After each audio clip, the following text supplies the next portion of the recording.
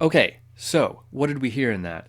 We heard this melody, right? The subject, and we heard it kind of popping up all over the place, right? We also heard some other music. Okay, so it's not the case that every element in the fugue is made up of the subject. There's other music in there too, and we're going to talk about that soon. But a lot of it is made up of the subject and variations on the subject. So, another thing you heard in that was maybe something that was hard to describe, but once I explain it, maybe you'll say, oh, yeah. Um, you heard this subject going, and then you heard something else going and something else going, and there was never really a big break. It was just kind of unraveling through the whole thing. There was just da da da da da da da da da da da, and it just kept going and going and going and going until the end, pretty much. Um, that is a technique called Fortspinning. Okay, now Fortspinning is a German word that basically means spinning out, and when we hear Fortspinning, what we're really hearing is a couple different things. Um, it is continuous motion, so just kind of keeping that pulse going, that 16th note going, and in this case, this combination of 16th notes and eighth notes, this da da da da da, that much of it, da da da da da da da da da da da da da da. We heard that all over the place, so it just kept going and going and going and just spinning and spinning and spinning. That's called Fortspinning. Another characteristic of Fortspinning is sequences. You might hear where we get this da da da da da, and then everything a whole step lower. Da da da da da da da da da da da da da da da. Right? That was not a whole step because I'm a terrible singer, but you get the point. All right, things moving in a sequence. Okay, we've talked about sequences before and how that works. So sequences are going to come back here in the fugue section.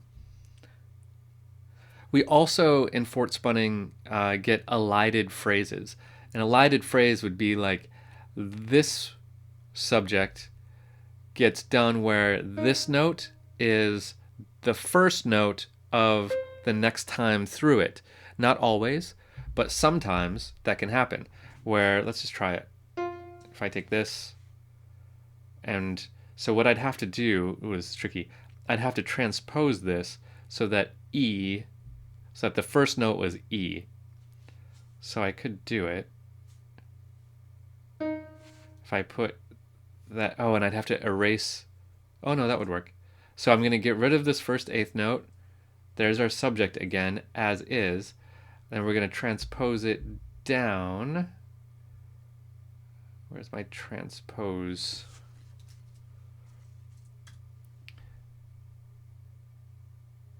I'm going to transpose it down by interval a sixth, and we'll keep it in key. Okay, so that turned that into an E natural. So now this note is the first note of this phrase, and it's also the last note of the previous phrase. That's an elision. Okay, so an elided subject is happening here. Let's just hear what that sounds like. This is going to sound wacky, but let's hear it.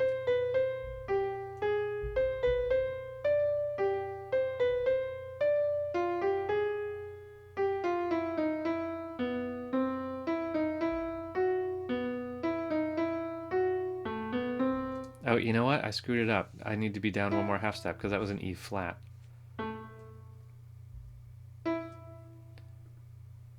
That's okay, so let's fix that. Interval down, minor second.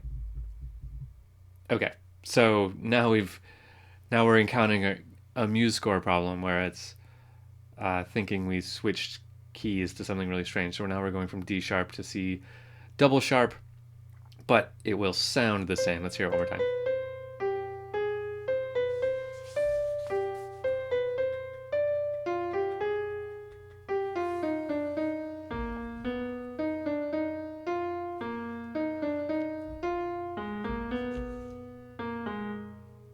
right? And then we'd finish that out too. So I'm going to get rid of that because that was weird. But that would be an example of an elision. And that is one of the things that we hear in Fortspinning. So Fortspinning really just means spitting out. So it's the melody just unraveling using one of these techniques or multiple techniques. So file that away in your vocabulary lists for this class, Fortspinning.